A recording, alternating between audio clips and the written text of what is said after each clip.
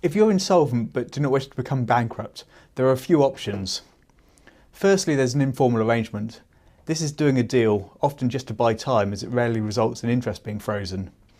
You need to negotiate separately with each creditor, and it's non-binding in the courts. Therefore, it's impractical where there are more than a couple of creditors.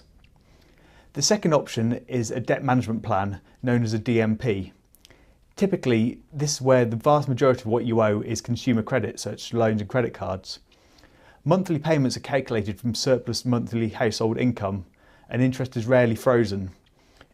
It also doesn't compromise the debts, so you still have to pay the whole sum. And with the interest and the fees of the DMP provider, people often make little headway into the capital. I'm not a great fan of these. I recently saw someone who had been paying into a DMP for about 8 years and still owed almost the same amount as they started with.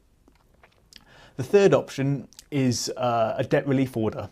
This is often known as bankruptcy light, and is where someone has no assets of note and owes less than £15,000. This is unlikely to appeal if you wish to avoid bankruptcy, as it's actually very similar.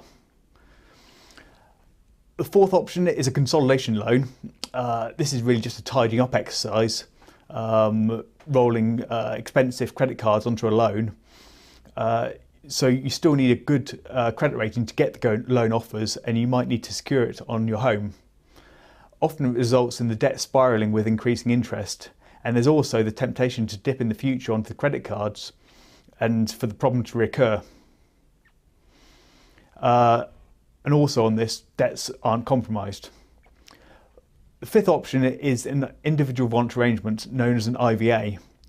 This is a flexible tool that can offer anything, and it stops interest and can compromise debts. Often it's based on monthly payments or from the sale of an asset, and it avoids the downsides of bankruptcy, so you retain the ability to be able to act as a director or keep trading a business.